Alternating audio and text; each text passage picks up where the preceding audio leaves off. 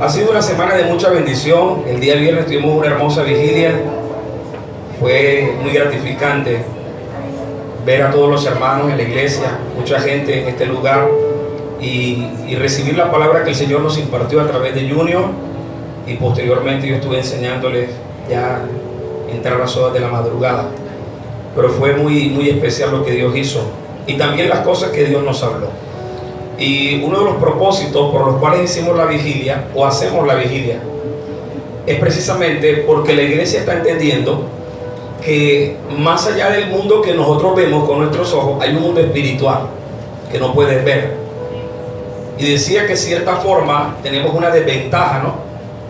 Nuestro enemigo nos puede ver, mas nosotros no podemos verlo a él. Entonces necesitamos obligatoriamente la dependencia del Espíritu Santo, para que con el discernimiento y la sabiduría que tenemos de la palabra podamos nosotros entender que ese mundo espiritual es real y entender las afirmaciones del apóstol cuando dice: hermanos, no quiero que ignoréis las maquinaciones de nuestro adversario. Y ese no quiero que ignoréis significa que el deseo de Dios es que podamos entender todos los pormenores de esto que llamamos confrontación o guerra espiritual. Así que abra su Biblia, porque vamos a seguir compartiendo el mensaje que iniciamos el día miércoles, que lleva por título Entendidos en la realidad espiritual. Efesios capítulo 6. Efesios capítulo 6. Vamos a compartir allí el mensaje de la palabra del Señor.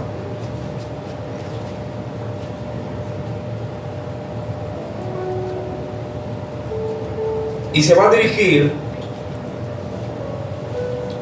al versículo 10.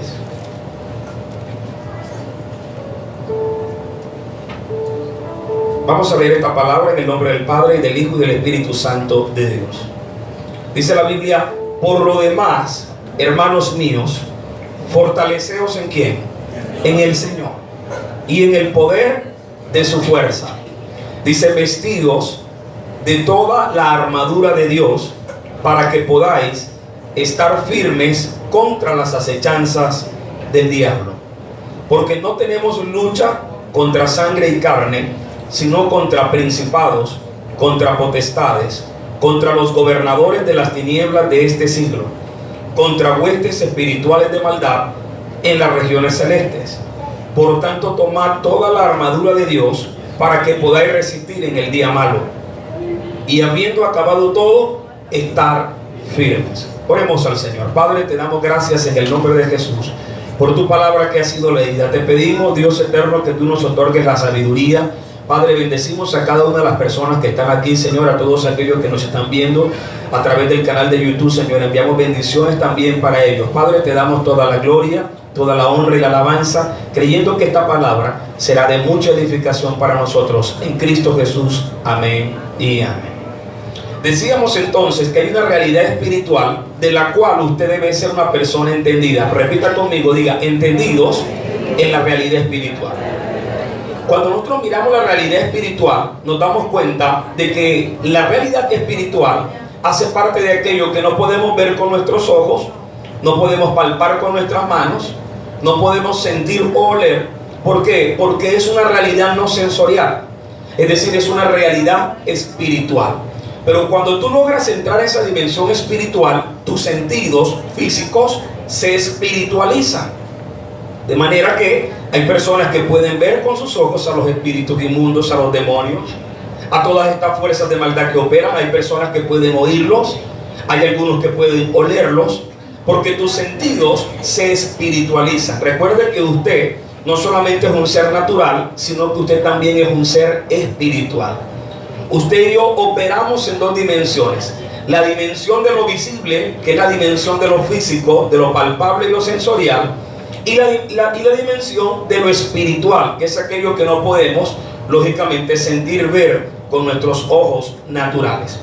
El Señor entonces le habla al apóstol Pablo de esta realidad, y precisamente es el único apóstol que toca el tema en todo el Nuevo Testamento. Es decir, este apóstol está entendido en una realidad que a otros no se les había sido revelada.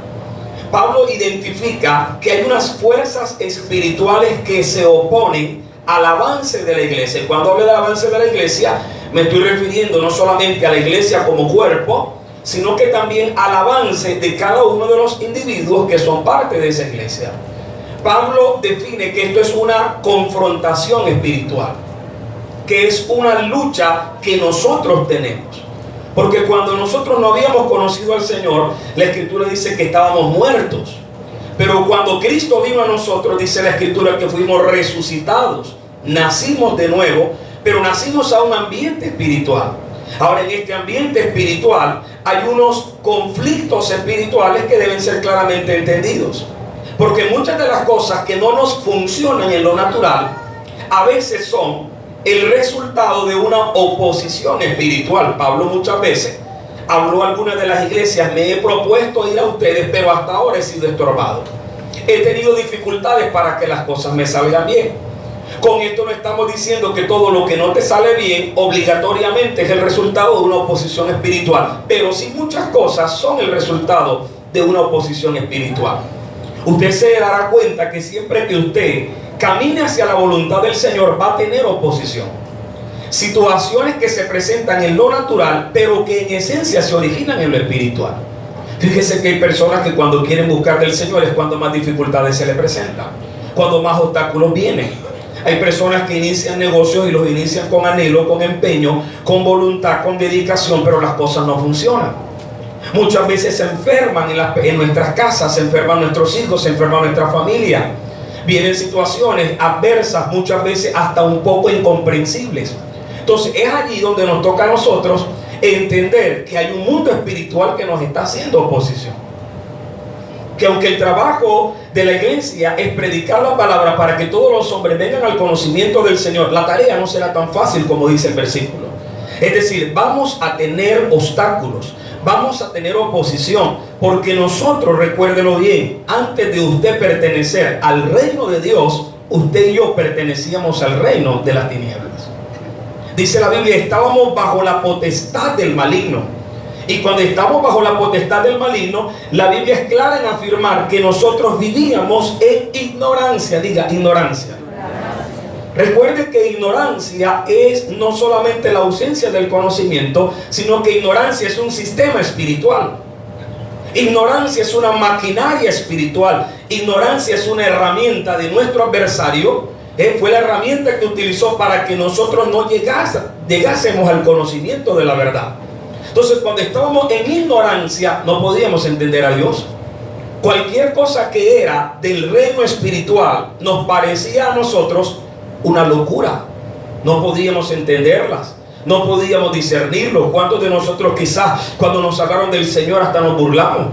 Nos parecía una locura todo lo que nos estaban diciendo, porque estábamos bajo la cautividad de un sistema llamado ignorancia. Entonces la ignorancia es más inteligente que el ignorante. El ignorante puede no saber algo, pero la ignorancia sí sabe, porque la ignorancia es inteligente, ella sabe cómo trabaja.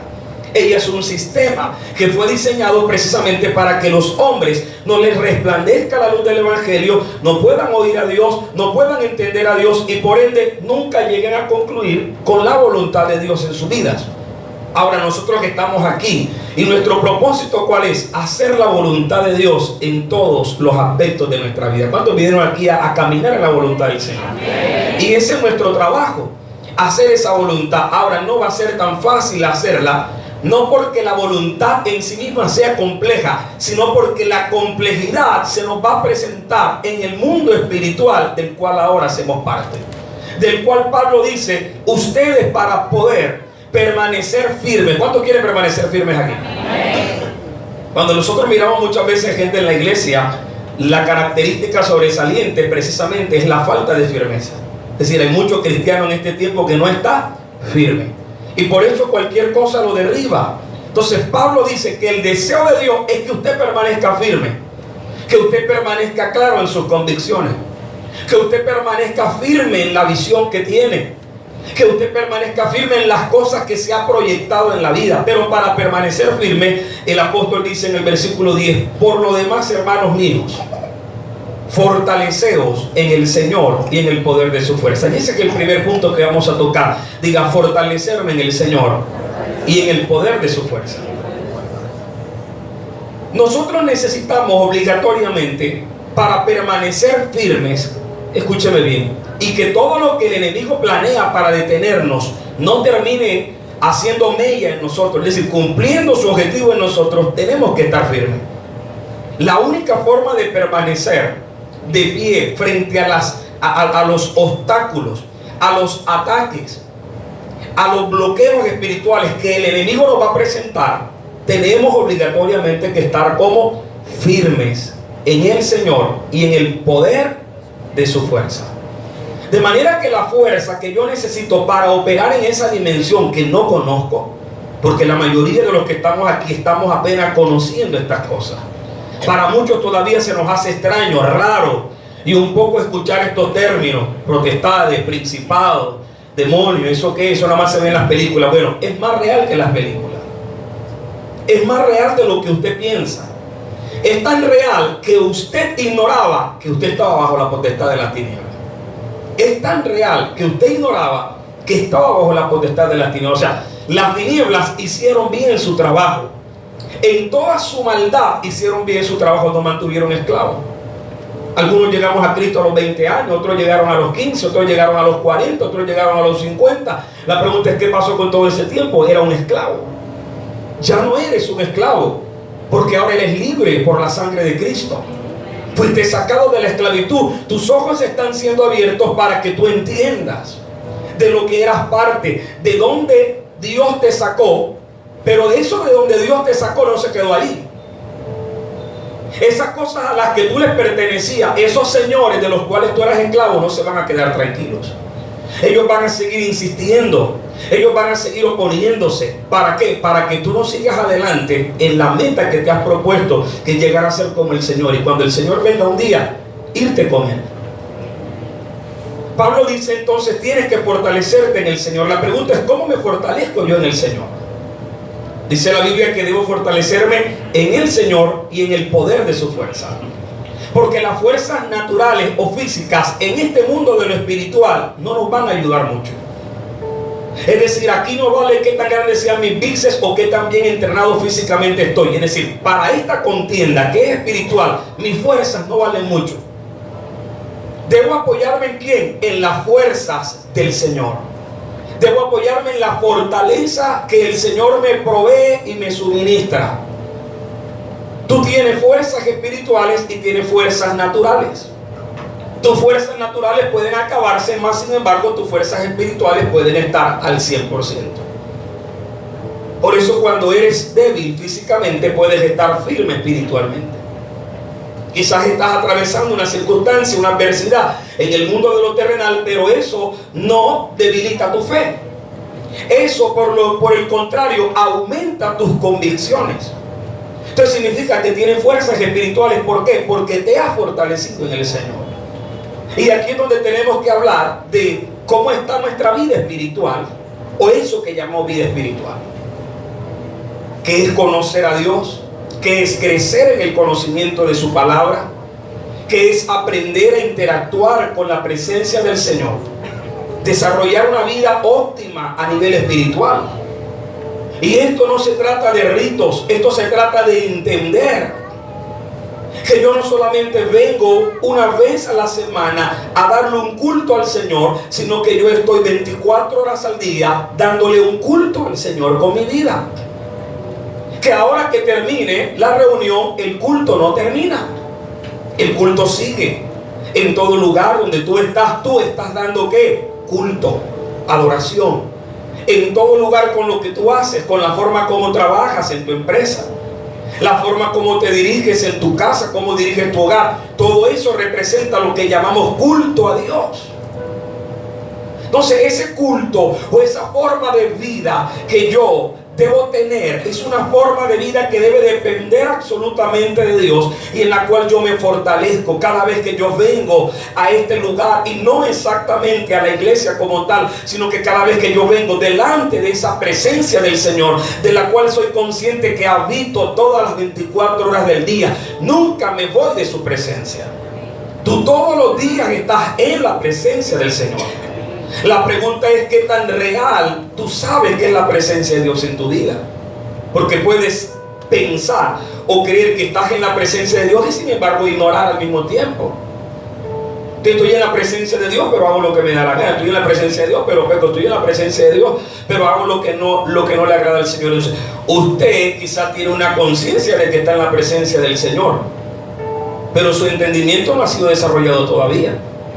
Porque si estás delante del Señor, no puedes hacer lo que al Señor le desagrada.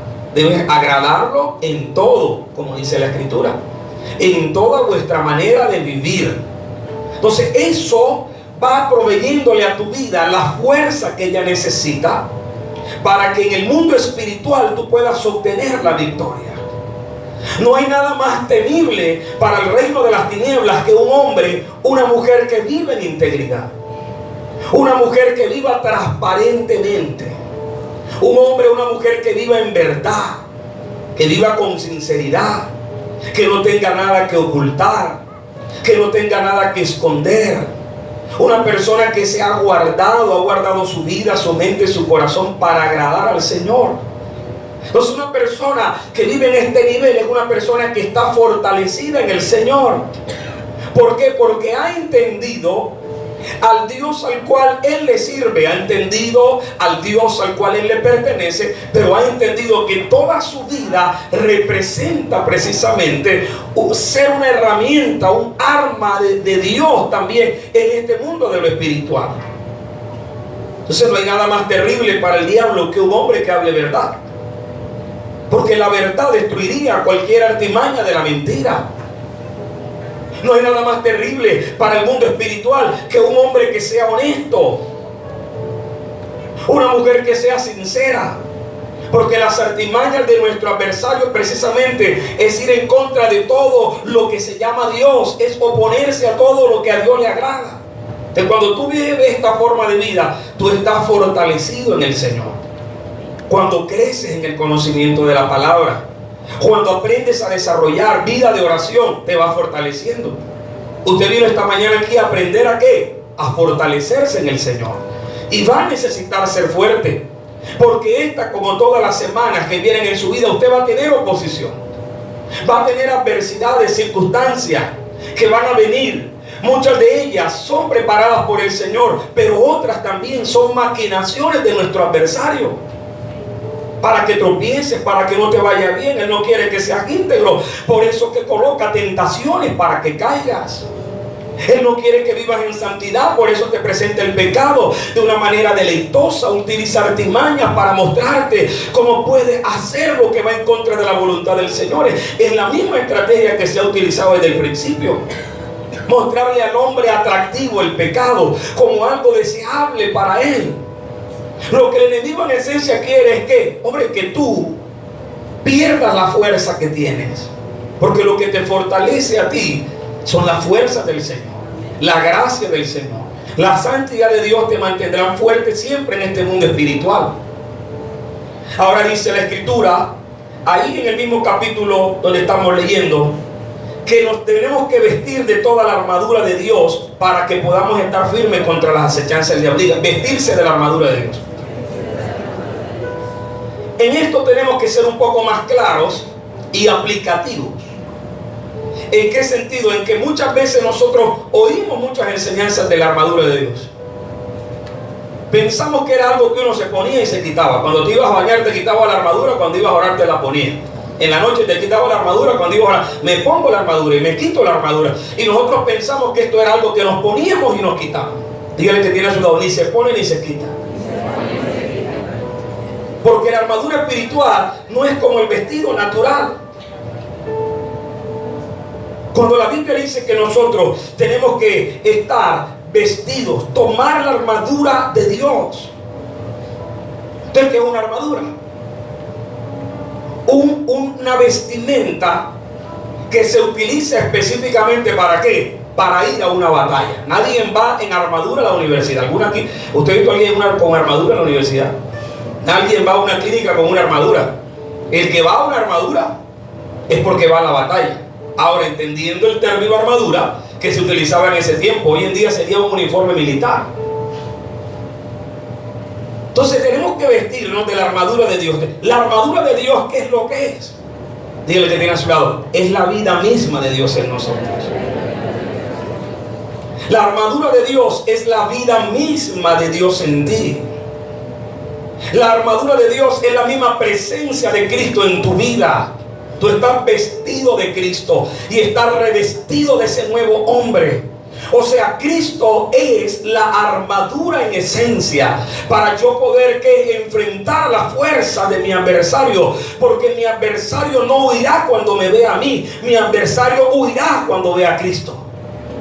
Mi adversario no me temerá a mí, le temerá a Cristo cuando me vea a mí revestido de Cristo. Por eso desde el día que usted entregó su corazón al Señor y con humildad y sinceridad se arrepintió del mal camino en el que usted y yo íbamos, en el camino de pecado, enseguida el Espíritu te equipó. ¿Te revistió de quién? De Cristo. Te puso la armadura de Dios. Fíjate que no dice la Biblia la armadura del creyente. No es algo a lo que tú tienes acceso para poner y quitarte, en la armadura de Dios. Es la identidad del varón de guerra. Entonces tú estás revestido de Cristo, tienes por tanto la armadura de Dios. Lo que yo ahora debo entender es que yo debo hacer eficaz esa vestidura en este mundo espiritual. De ahora, ¿cómo funciona esta vestidura en el mundo espiritual? Dice el versículo 13, por tanto tomad toda la armadura de Dios para que podáis resistir en el día malo. Y habiendo acabado todo, estad firmes. Versículo 14, estad pues firmes, ceñidos vuestros lomos con la verdad. Diga, los lomos con la verdad. Lomo es cintura, no es hombros. Algunas personas piensan que lomos son los hombros. Cuando usted lee lomos en la escritura, es la cintura. Entonces, si tú vas a salir, yo no puedo salir con un pantalón que me queda flojo y una camisa que no me ajusta sin correa, porque puedo quedar en la calle como no quisiera quedar. De manera que el cinturón lo que hace es que ajustarme las piezas de mi vestimenta. Entonces, cuando la Biblia dice pónganse el cinturón de la verdad, habla de que la forma de vida que los va a mantener a ustedes en pie va a ser que vivir en verdad, hablar en verdad, ser transparentes, ser personas ecuánimes, lo que dicen con lo que hacen, porque hay gente que dice una cosa y hace otra. Entonces, para poder mantener esa identidad de ese varón, de esa mujer espiritual que tú eres, tú tienes que vivir en verdad. Es decir, que cualquier cosa en mi vida que no sea verdad puede hacer que los pantalones se me caigan. Y puedes quedar desnudo. Puedes ser avergonzado si no vives en verdad. Si tienes algo por allá guardado, recuerda que cualquier cosa que tú y yo tengamos guardada que no sea agradable al Señor y que no sea verdad, será una herramienta de mi enemigo en mí. O sea, dicho en otras palabras, si usted vive una vida doble, usted está peleando contra un adversario que tiene sus granadas y todo su armamento lo tiene guardado usted. Es decir, usted le provee al diablo las herramientas. El enemigo te quiere mandar la granada y entonces tú toma, aquí está la granada, la tengo yo aquí guardada. Por eso es que hay que vivir en verdad, porque el verdadero cristiano se identifica. ¿Por qué? Porque vive en verdad. Dígale que tiene a su lado, no hay nada que esconder. Si hay algo todavía que tú estás escondiendo, no estás viviendo en verdad. Y te lo voy a decir más claro, en cualquier momento te pueden dejar con los pantalones abajo. Se te puede caer. Entonces imagínese usted un soldado que no tuviese el cinturón ese que usan los soldados, que se llama, creo que reata, si no estoy mal, se llama reata. Imagínese usted en la batalla y el soldado con el moñito ahí corriendo ahí. Soldado firme, espérese, mi comandante, espérese. ¿Eso qué es? Tiene que estar bien agarrado, tu uniforme tiene que estar firme, bien sujeto, que tú vayas a saltar y puedes hacerlo con libertad, que tú vayas a correr, puedes hacerlo con libertad. Pero imagínate que debieras hacer cosas en la vida que no pudieses hacer con libertad. Que te dijeran, vaya y haga tal gestión. No puedo. ¿Por qué? Porque no puedo. Porque mi cédula es falsa. Porque no puedes ir a hablar con... Ves a la tienda y compra esto. No puedes. A esta tienda no, mándame a la otra. Y porque esa no, que tiene la tienda. Que yo tengo resentimiento contra el que te llama. Ese cachaco me robó el vuelto. Tienes cosas allí que te están impidiendo vivir en verdad. ¿Por qué no saludas al vecino? Porque no me saluda a mí. Él no me habla. Te estoy asumiendo una actitud de enemistad contra aquel que debo de alguna manera ganarlo para Cristo. Entonces fíjate, vivir en verdad no es ponerte una correa o un cinturón. Hay gente que en oración hace eso, pero esa oración es una oración que se hace sin el entendimiento. Y hay gente orando, me pongo el cinturón de la verdad. Se lo ponen en el cuarto. Y cuando salen a la sala lo buscan. Está la hermana tal. Papi, dile que me estoy. Ay, entonces te lo pusiste en el cuarto y te cayó en la sala. Porque no estás viviendo en verdad. Porque si te mandan a hacer algo tienes que dar cuentas claras. Porque debes mantenerte en tu trabajo con honestidad. Porque tienes que hacerlo así. ¿Para qué? Para que te puedas mantener con la ropa bien ajustada en el mundo espiritual. Es decir, el diablo no te puede coger a ti diciendo mentiras. No te puede a ti diciendo que amas a tu esposa, pero tienes una querida por allá guardada. ¿Por qué te preguntas por qué te va mal? ¿Por qué las cosas no salen bien? ¿Por qué estás arruinado? Amigo, estás sin correa. O sea, cada vez que el diablo te coge te pega 2 nalgadas. Y lo va a seguir haciendo. Además, con la misma correa te pega 2 nalgadas. Porque no estás viviendo en integridad. Entonces, esto del mundo espiritual se trata de vida de integridad para que usted pueda permanecer firme en él. O sea, esto más allá de pegar 4 o 5 gritos y creer que gritando mucho los demonios van a huir, creer que gritando mucho las situaciones adversas se van a acabar. No, esto es viviendo integridad para Dios. Si vives en integridad para Dios, el diablo no tendrá nada que pueda hacer en contra tuya. Aunque levante adversidades, maquinaciones, problemas, oposiciones, el hombre y la mujer que vive en verdad tendrá un arma poderosa con la cual defenderse frente a todo ataque de su enemigo. Y el que va a sufrir vergüenza va a ser él y no usted, porque usted es un hombre que vive en verdad, una mujer que vive en verdad. ¿Cuántos dicen amén? Dice entonces la Biblia que debemos vestir nuestros lomos con la verdad, dice, y vestidos con la coraza de justicia. Diga, coraza de justicia. Ahora, ¿qué es la justicia? La justicia es la virtud de poder darle a cada uno lo que se merece. ¿Por qué un juez es juez?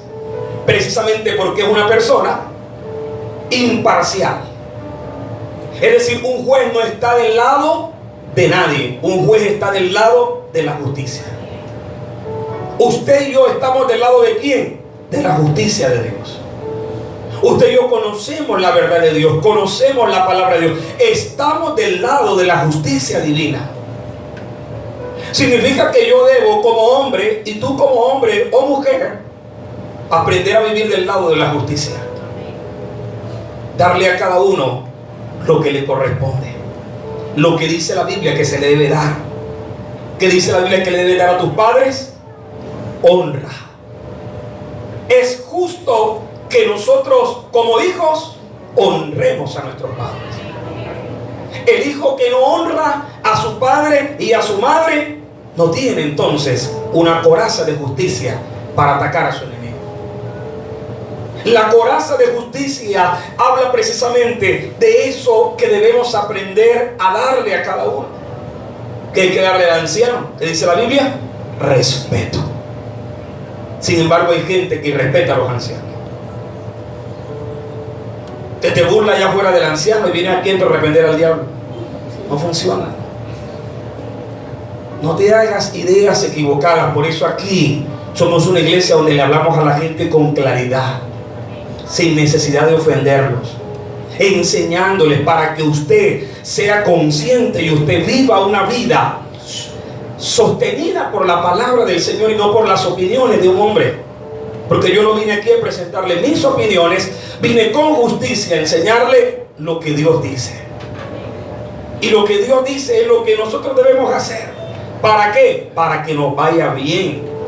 Porque lo que Dios dice no nos dice para tu mal. Dice la Biblia, para que te vaya bien, para que tengas bienestar. Yo le hago una pregunta: vivir como una persona honrada, responsable, respetable, que vive en verdad, ¿es bueno o es malo?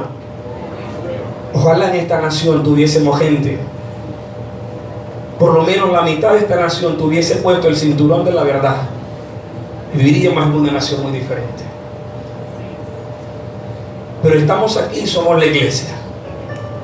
Quizás no somos los 50 millones, pero estamos aquí para ganarnos esos 50 millones de hombres y decirles: vale la pena vivir siendo honestos, vale la pena vivir diciendo la verdad,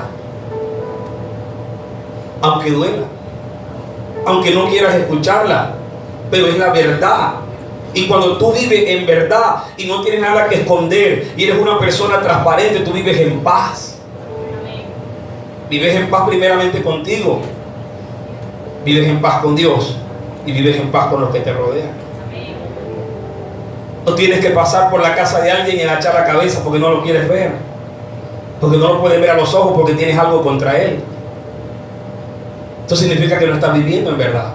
Si usted no puede mirar a una persona a los ojos, sostener la mirada y hablar con él con libertad, porque usted tiene algo guardado. Si usted no es capaz de mirar a su esposo y decirle que la ama con una mirada fija, sino: sí, te amo, mía, eres la única. Eres la única, y la de la izquierda, y la vecina, la hermanita a la que le está mandando mensajitos enamoradores. Entonces, ¿tú qué diablo vas a arrepender? ¿Tú qué espíritu inmundo vas a sacar de los cuerpos? Esto no es con grito, esto es con integridad y santidad. Y el hombre que vive así, escúcheme bien, no hay diablo, ni potestad, ni principado, ni hueste espiritual, ni gobernante de las tinieblas que pueda hacerle frente, porque está revestido del Señor. Y cada vez que tú vives entonces de esta forma, el enemigo tiene que huir. Resistir no es irme a un rincón a que el diablo me dé. Resistir es enfrentar. Resistir es salir con lo que tengo a dar la batalla. ¿Y qué tienes? Tú tienes a Dios. ¿Cuántos tienen a Dios aquí? Suficiente para ir a la batalla. Suficiente para que todo lo que venga en contra nuestra delante de nosotros caiga. Suficiente para que ninguna maldición te dañe. Suficiente para que ninguna palabra de donde venga pueda hacerte daño. ¿Por qué? Porque eres un hombre o una mujer que camina en integridad. Vas bajo la bendición y la presencia de Dios. Y no hay nada que te pueda hacer daño si Dios está contigo. Dice entonces la Biblia, esa coraza de justicia debe estar bien puesta. ¿Qué protege la coraza de justicia? El pecho. La coraza de justicia es el pecho. ¿Qué tiene un militar hoy para ir a la guerra? Un policía que tiene cuando va a un enfrentamiento un chaleco antibalas que protege ¿qué? Todo el sistema vital de sus órganos. Porque la coraza de justicia lo que guarda en integridad, que es el corazón precisamente. Sobre toda cosa guardada, que dice la Biblia, debe guardar ¿qué? Tu corazón, porque de él mana la vida. Y fíjese que hace la analogía o la comparación del corazón físico con el corazón espiritual. Es igualito. Usted se le para el corazón y hasta ahí se llamó. Dios lo bendiga, se llamó. Descanse en paz. Se le paró el corazón. Se tapó una válvula. ¿Por qué? Porque el corazón bombea la sangre y da la vida al cuerpo. Pero la Biblia no está hablando del corazón físico, está hablando del corazón espiritual. El centro de las emociones del hombre, que si un día se llega a parar o a dañar, la vida espiritual también termina. Por eso en el corazón no debe haber ira. En el corazón no debe haber resentimiento. En el corazón debe haber perdón contra los que te ofendieron, te dañaron, te hicieron daño. Si tu corazón está limpio, tú eres una persona que puede ir con libertad, enfrentarte a la vida y saber que ningún tipo de oposición que el enemigo presente en contra tuya va a detenerte. Cuando tu corazón está sano, cuando tu corazón está limpio, las ofensas no te dañan, las críticas no te dañan. ¿A cuántos aquí lo están criticando en este momento? Yo pensé que era nada más a mí. Críticas, señalamientos, palabras de mentira, propuestas del diablo para dañar tu corazón. ¿Has visto cómo te mira el flaquito ese de la batería? Él te mira como con rabia. Míralo bien para que tú veas. Yo hace rato me he dado cuenta. Toca la batería con rabia. El diablo, ¿qué hace? Te bombardea. ¿Para qué? Para que odies al otro. Y cuando el enemigo bombardea a la persona para que él odie al otro, es porque Dios quiere que lo ame. Por eso el enemigo comienza a dañar el corazón con amargura, pone resentimiento en nuestra vida. Miren, muchas de las cosas que a usted y a mí nos ocurren en el mundo natural, en esencia, son un trabajo espiritual. Gente que se te levanta sin razón, gente a la que tú vas a hablarle y te contesta con grosería, con ira, con prepotencia, jefes que quieren humillarte, que quieren barrer el piso contigo y después pasar 5 veces la planta de su pie sobre ti. Tú dices, pero esta persona, ¿por qué habla así? O sea, lo que tú estás viendo como despotismo, orgullo y altivez en el mundo espiritual es una influencia que está sobre esa persona. ¿Y el objetivo cuál es? Que tú dañes tu corazón, que le salgas y le pagues con la misma moneda. Y entonces el enemigo dirá, está listo.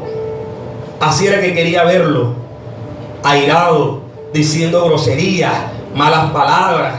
Déjalo que lo pongan a predicar en la iglesia para que tú veas. Deja que lo pongan a servir. Entonces yo te digo, Stuart, necesito que toque la batería el domingo. Oh, pastor, no puedo. Es que he estado muy ocupado esta semana, pastor. Estoy muy cansado. ¿Se ve obligado a qué? ¿A decirme qué? Una mentira. El problema es que su corazón se dañó. ¿Está entendiendo cómo funciona esto? Entonces el hombre que quiere servir a Dios termina por causa de los mismos ataques del enemigo dejando de servir a Dios. Se siente mal. No me ponga este mes. ¿Cómo no quieres que te ponga? Que no me siento bien. Tienes que ponerte a paz y salvo con eso que está ahí en tu corazón, porque no puedes vivir así. No puedes dejar que el pecado te inactive en el servicio a Dios. Tienes que, por medio del servicio a Dios, inactivar el pecado. Entonces el enemigo trata de dañar tu corazón, colocar aún en medio de la casa. Muchas veces cuando los de la casa se te levantan y hablan en tu contra y te dicen grosería y te ofenden, hermano, lo que usted está viendo es una persona. Pero Pablo dice que tenemos una lucha no contra personas. Es decir, que muchas de las personas que te atacan, te ofenden, te dañan, están trabajando bajo una influencia de espíritus inmundos. Demonios que los ponen aquí a que tengan rabia contra ti. Dice la Biblia que David estaba en el palacio tocando la melodía al Señor, y de pronto sale Saúl y toma una lanza y se la manda. Y dice la Biblia que si David no se agacha, hubiese quedado enterrado en la pared. Y la pregunta es, ¿quién provocó una reacción tan airada sobre ese muchacho que lo que estaba haciendo era adorar a Dios? Hermano, no era Saúl. Era la influencia de un espíritu inmundo que no soporta ver a un hombre viviendo en santidad, a una mujer viviendo en integridad, que no soporta. Eso te va a pasar a ti. Vas a llegar a empresas, a lugares donde la gente es deshonesta, donde las cosas se hacen por debajo de la mesa, donde todo se hace por debajo de cuerda. Y allí tú vas a tener que mantener tu identidad, tu integridad. Y por ser íntegro, por decir la verdad, se van a levantar tus enemigos. No te va a aparecer un diablo con cachos y con trinches.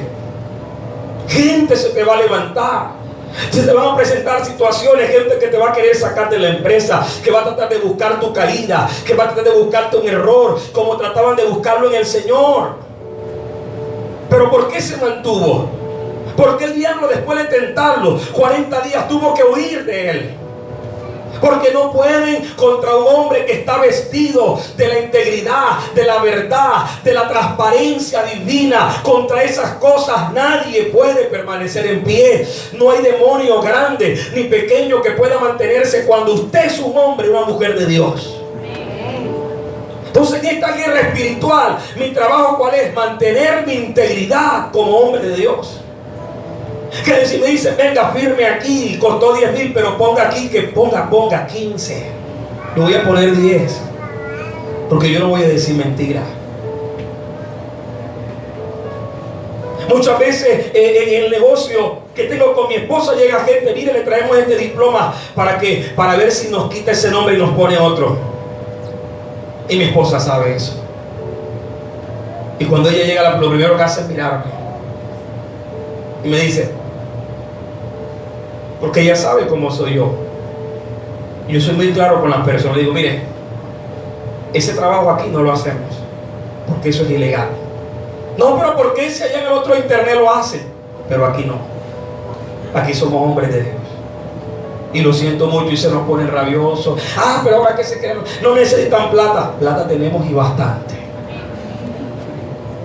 Y si no la tengo en mi bolsillo, mi papá sí la tiene, porque es dueño del oro y de la plata. Entonces yo no voy a dañar mi vida, no por los 1,000 pesos o 2,000 que te puedan pagar, sino porque si yo hago eso, me quito el cinturón. Yo mañana tengo que ir a ministrar a alguien que está en una enfermedad, que un demonio lo tiene enfermo, una persona que está siendo atormentada. ¿Y con qué autoridad yo reprendo ese espíritu inmundo? Y vas a reprender tú a mí si ayer hiciste una trampa con el diploma y se le cambiaste el nombre. Y me vas a echar todo fuera a mí. Si dices una cosa ya y vas a predicar otra en la iglesia. Entonces, mi amado, cuando usted se mantiene en esta forma de vida, no hay diablo grande ni pequeño que te pueda meter terror. Y te levantas como hombre y como mujer de Dios que eres, haciendo lo que a Dios le agrada. Eso te va a hacer permanecer como firme. ¿Cuántos quieren estar firmes en el Señor? Entonces manténgase haciendo estas cosas. Escúcheme bien, dice la Biblia, para que podáis resistir el día malo. ¿Cuándo es el día malo? Dígale, Señor, todos los días. Ay, pastor, o sea que el día de mañana me va a ir mal. No.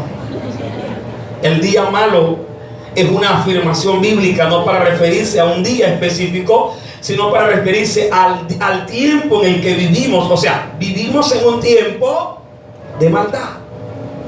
El día de mañana para usted va a ser un día bueno, pero ese día bueno está dentro de un día malo. ¿Entendió?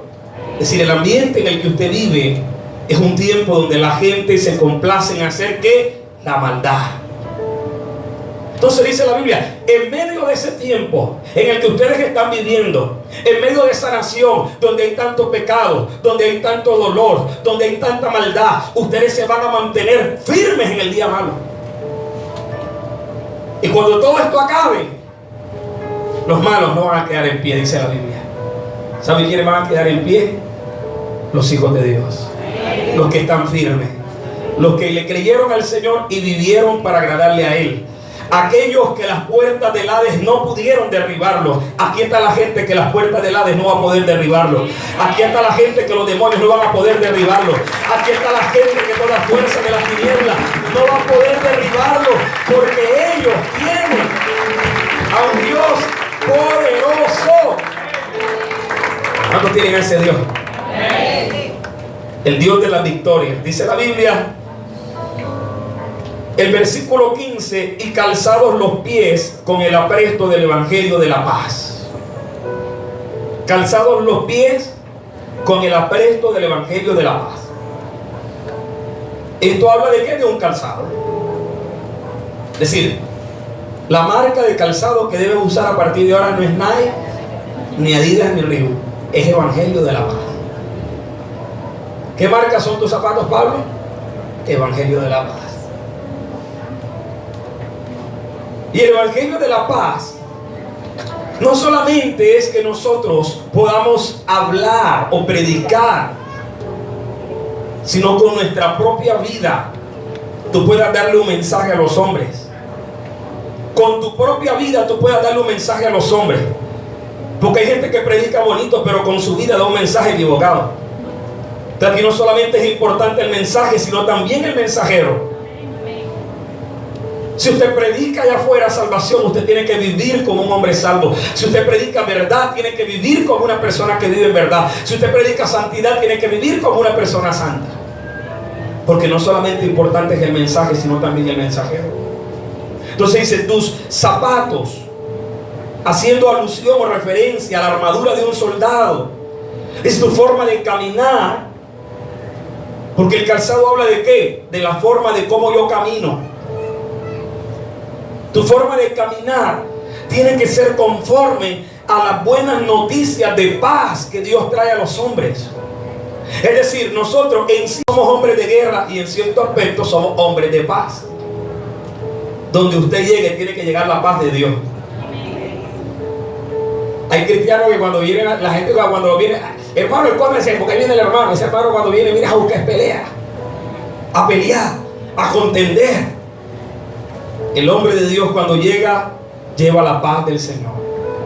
Lleva palabras que traen paz a esa casa. Por eso usted tiene que ser una persona que tiene que tener ¿qué? La paz de Dios como su calzado. Un hombre que habla, una mujer que habla y cuando habla no disocia. Un hombre que cuando habla no desune. Un hombre que cuando habla no desbarata. Hay gente que cuando abre su boca es para dañar, para destruir, para desarmar, para desarreglar.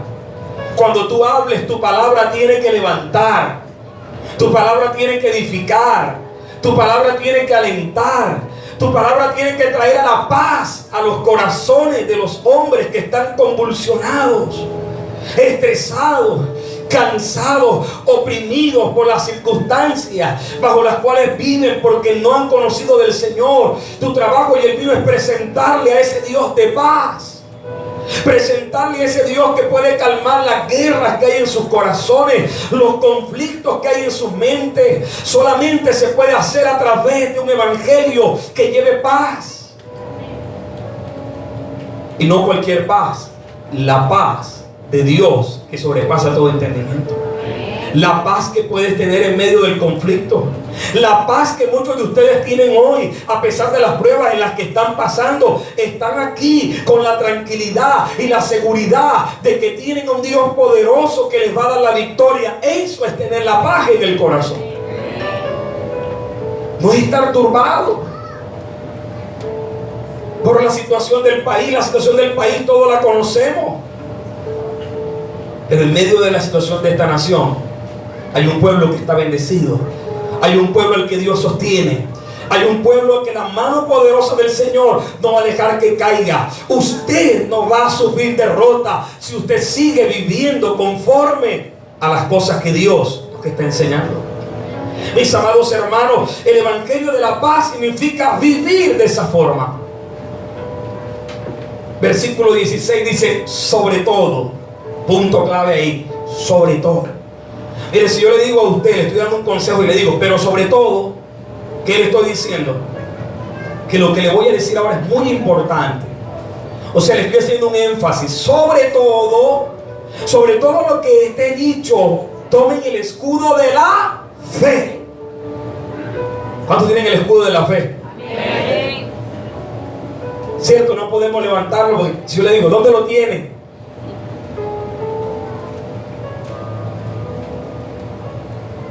El enemigo te dice, no te va a ir bien hoy, vas a fracasar, te no vas a salir ahí como el Capitán América. Te saco el escudo de la fe. El escudo de la fe está en tu corazón. Recuerda lo que ya hemos hablado los domingos anteriores. Una fe que conoce a Dios, una fe que conoce las cosas que Dios ha dicho, una fe que está bien arraigada en las palabras de un Dios que no miente, de un Dios que es todo verdad, de un Dios que nos dio promesas que se cumplen en Cristo Jesús. Cuando mi enemigo me ataca y me lanza dardos y me dice, no te va a ir bien, vas a fracasar, este año va a ser igual que el otro, caíste, vas a volver a caer porque tú eres un derrotado, eres una fracasada, mírate tu vida que nunca has hecho nada. Ese ataque te lo manda aquí el diablo. Cuando te lancen eso, saca el escudo de la fe.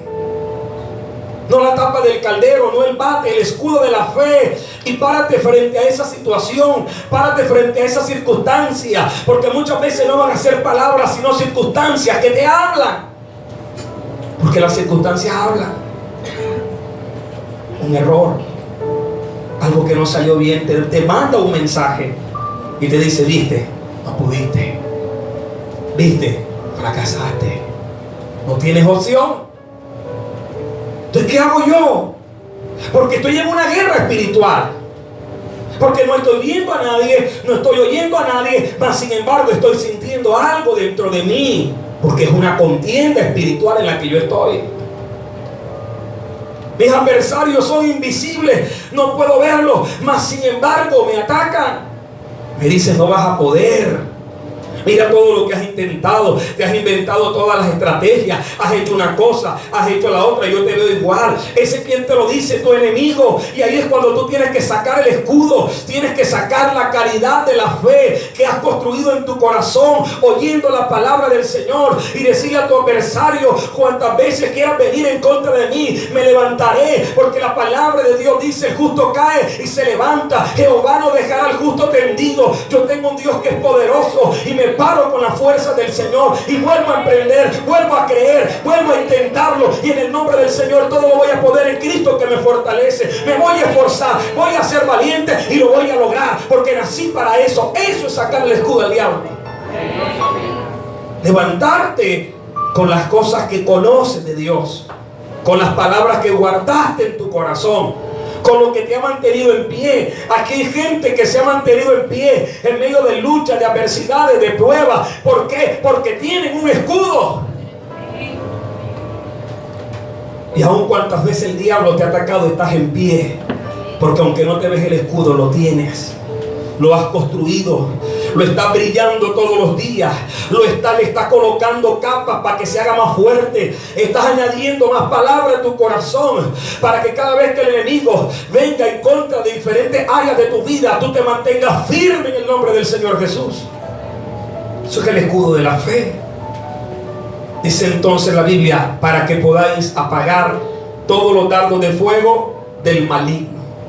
¿Qué te manda el maligno? Dardos de fuego. Mire, usted no va a ver flechas con candela cayendo en su casa. Los dardos de fuego que el enemigo manda son ideas, pensamientos, palabras que causan en ti incendios. Dardo de fuego. ¿Para qué se utiliza un dardo de fuego? Para incendiar la fortaleza. Desde afuera, los que han visto las películas, con una flecha, con candela, brea en la punta, lanzaban los dardos para crear que un incendio. ¿Quién está en paz en un incendio? Cuando viene un incendio, ¿qué pasa? Todo el mundo desespero, ¿verdad? El enemigo lanza esas cosas. ¿Para qué? Para que te desesperes, para que te angusties, para que te estreses, para que te vuelvas loco, para que no pienses. Dardo de fuego, pensamientos, ideas. Esas cosas cuando muchas veces dicen: ya yo me quiero sacar esto de la cabeza. Lo que tienes ahí, ¿qué? Un dardo de fuego. Un pensamiento que Satanás ha lanzado en contra de ti. Lo está enquistando en tu mente y tienes que apagarlo. ¿Con qué? Con la fe de Dios. Y decir: esto no puede estar en mi mente. En el nombre del Señor Jesucristo yo tomo este pensamiento y declaro por la palabra que soy un hombre de Dios y traigo un pensamiento de Dios a mi vida. Y entonces, ¿qué pasa? He derribado y apagado los dardos de fuego de mi enemigo. Y cuanto más lance, más le apago en el nombre del Señor. Dice la Biblia entonces allí que esos dardos de fuego vienen ¿para qué? Para quitarte el gozo, la paz, para generar en tu corazón contienda, conflicto, angustia, desesperación, inseguridad, duda. ¿Y estas cosas son de Dios? No son de Dios. Él quiere lanzarlas en tu vida. ¿Para qué? Para apagar precisamente la fe que está en tu corazón. Dice: y tomad el yelmo de la salvación y la espada del Espíritu, que es la palabra de Dios. ¿Qué está usted aprendiendo en esta mañana? ¿A usar qué? La espada. Ay, que ya sé cómo es la cuestión. Ya estoy leyendo aquí en la palabra que mi guerra no es contra carne y sangre. Yo tengo que saber usar la espada que el Señor me ha dado. Ayer me llamó una hermana. Dijo, pastor, quería ir a la iglesia. Y mi marido se me levantó. Se me puso como un toro. Eso casi que botaba humo. Y cuando se me levantó, yo me acordé de la palabra del Señor. Y el Señor me dijo, la mujer sabia edifica su casa. Pastor, y fui prudente. Y le dije, está bien, me voy a quedar aquí contigo, vamos a compartir hoy. Y mañana voy a la iglesia. Y el hombre, bueno, mañana sí puedes ir. O sea, hoy. Pero si ella se hubiese puesto ahí, frente a esa adversidad que en el momento estaba, porque ella estaba desesperada, estaba que, ¿cómo que no me vas a dejar ir para la iglesia? O sea, decía dentro de sí, no, yo tengo que hacer algo, me tengo que escapar, Mantuvo la paz. Tomó la espada del Espíritu. ¿Qué dice la palabra de Dios? Que la mujer sabia edifica su casa. Que el hombre inconverso, la mujer se lo gana con su conducta respetable y honorable. Esa mujer se mantuvo allí con prudencia. Y vea, y usted podrá pensar, le dio gusto a su enemigo. No le dio gusto a su enemigo, le dio una bofetada a su enemigo, le dio un golpe certero a su enemigo, porque fue una mujer que usó en el momento justo la espada del Espíritu, que es la palabra de Dios. ¿Cuántos tienen la espada del Espíritu aquí? Amén. Es la palabra de Dios. No es el libro, oyeron, no es el libro. Ay, sentí una cosa en la sala, que se cayeron los chismes y la hermana coge la Biblia y la de ella queda así. Diablo que venga, se la pongo en la cabeza. Quita la espada del Espíritu. No es el libro. La espada del Espíritu es lo que has guardado en tu corazón. Son las herramientas que tienes ahí dentro que tú puedes sacar. Porque la espada del Espíritu, ¿para qué usted tiene ¿para qué es una espada? Para herir, ¿verdad? Para cortar, para dañar. Que cuando el enemigo se quiere levantar así contra tu hijo, contra tu esposa, contra tu familia, ¿qué tienes que hacer? Saca la espada del Espíritu. Levántate en pie, ora.